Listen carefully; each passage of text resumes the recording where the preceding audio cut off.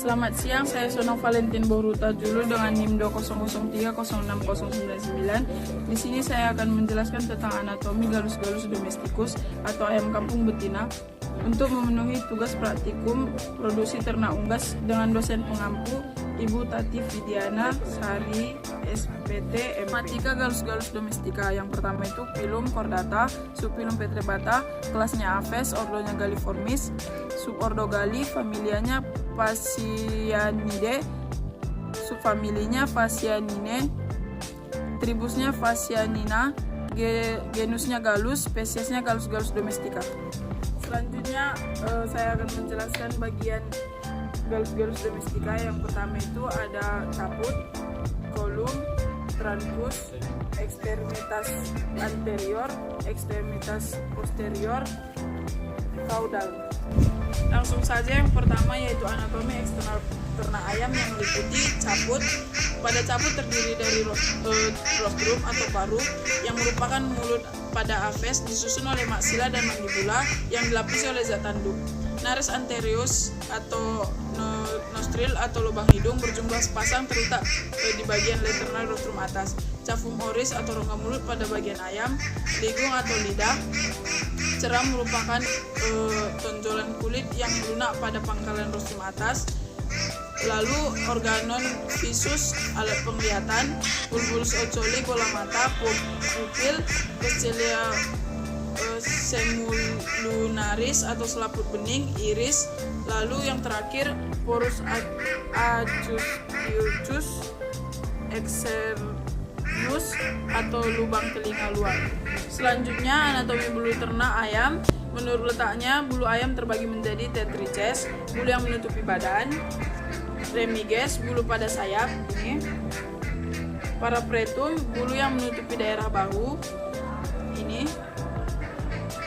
Setelah itu alas purira atau alula, bulu kecil yang menempel pada ibu jari.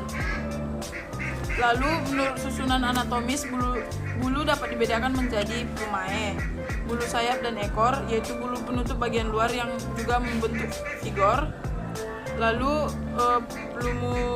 plumulae, yaitu bulu yang dapat ditemukan pada bagian dada dan perut.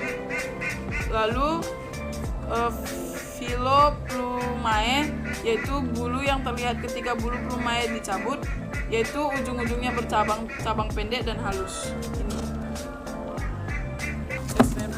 ekstremitas anterior atau bagian sayap, hummerus tulang lengan atas, radius tulang pengumpil, ulna tulang hasta, lalu osca carpalia tulang pergelangan tangan, capor metacarpus tulang telapak tangan, digiti atau jari tetapi hanya terdapat pada ekstremitas anterior.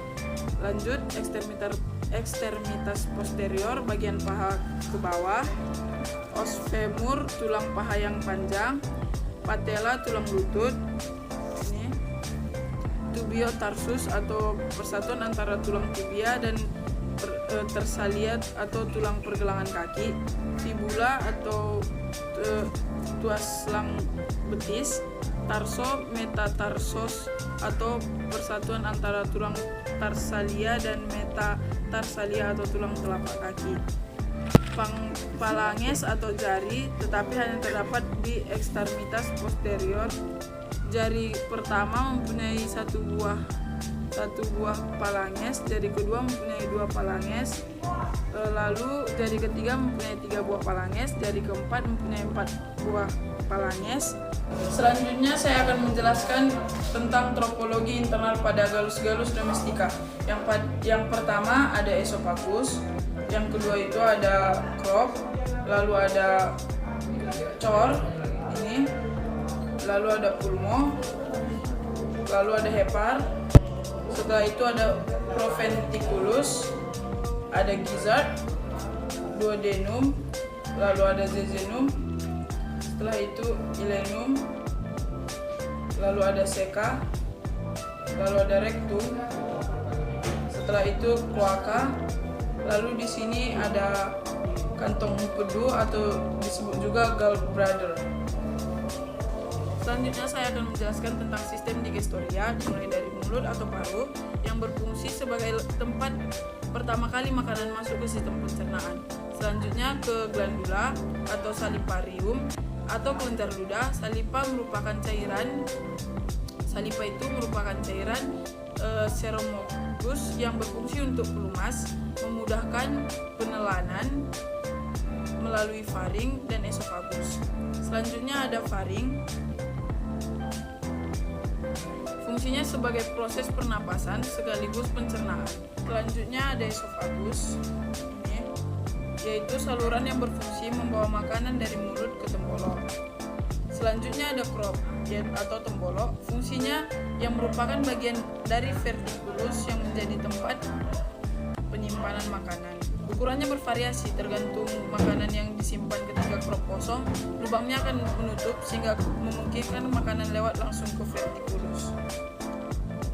Vertikulus berfungsi untuk mengekskresikan gastric juice dan karena ruangnya sempit, nampaknya hanya sedikit kemungkinan digesti berfungsi. Di sini terdapat enzim pepsin dan asam hidrolik. Pencernaan material pakan tidak terjadi sekresi enzim, langsung mengalir ke gizzard. Ventriculus muscularis atau gizzard, biasanya material pakan dipecahkan di sini. Material yang bersifat menggiling seperti girt, karang, dan batu kerikil. Partikel pakan digiling menjadi partikel kecil yang mampu melalui intestine. Setelah itu, intestinum atau usus halus yang terdiri dari duodenum, lalu jejunum, dan ileum. Fungsi usus halus yang sebagai tempat penyerapan. Selanjutnya, ceca atau usus untu. Selanjutnya rektum atau usus besar yang fungsinya meningkatkan kandungan air dan keseimbangan air. Terakhir ada kloaka yang disebut juga muara tiga saluran, yaitu pembuangan hasil pencernaan, metabolisme, serta saluran reproduksi pada ayam betina. Ukurannya bervariasi, saat bertelur ukurannya lebih besar dan dari keadaan normal.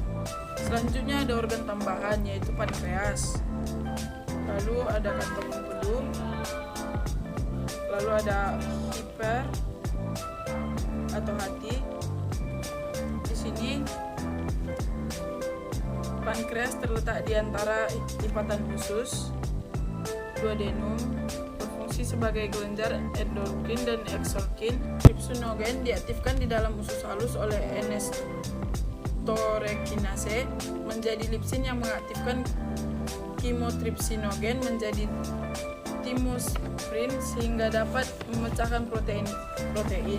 Kantong empedu ini atau gallbladder berfungsi mengaktifkan lipase pankreas, mempercepat kerja amilase pankreas, lalu membantu mengemulsi minyak, kemudian membantu penyerapan lemak, membantu penyerapan vitamin yang larut dalam lemak seperti vitamin A, vitamin D, E, dan K.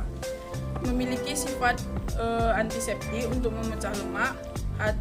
Lalu kemudian hati atau hiper atau liver.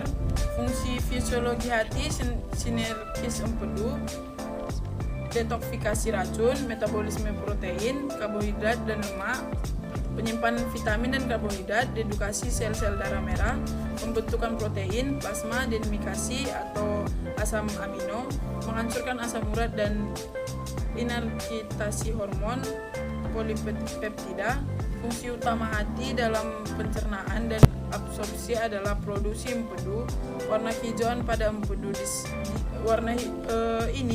warna kehijauan pada empedu ini disebabkan karena produk akhir denaturasi sel darah merah yaitu biliverdin dan bilirubin.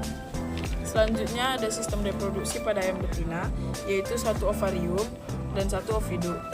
Ovarium adalah tempat sintesis hormon steroid seksual, gametogenesis, perkembangan serta pemasakan kuning telur atau kulit folikel. Nah, bentuk ovarium ini seperti buah anggur. Ini.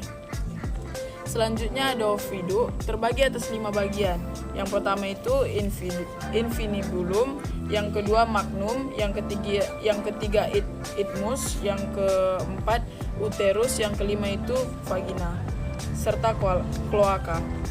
Yang pertama, infunibulum berfungsi menangkap sel telur yang diovulasikan sehingga sel telur masuk ke tuba Fallopi. Selanjutnya magnum. Magnum berfungsi sebagai proses perkembangan dalam waktu kurang lebih 3 jam. Selanjutnya ada idmus. Idmus berfungsi melindungi telur dari masuknya mikroorganisme. Setelah itu ada uterus.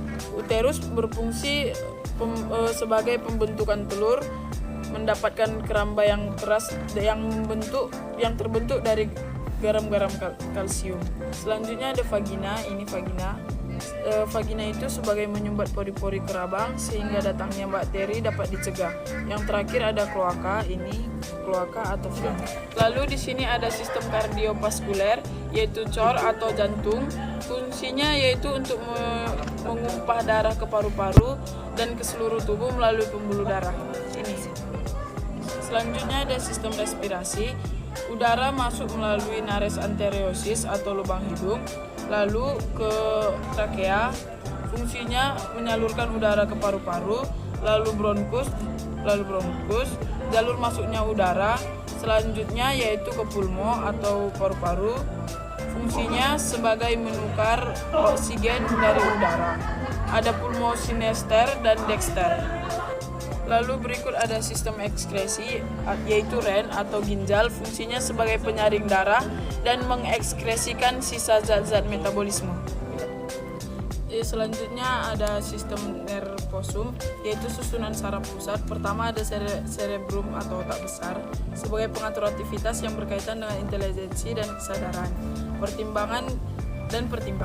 Selanjutnya ada cerebellum, yaitu otak kecil, berfungsi untuk pengaturan keseimbangan galus-galus domestika.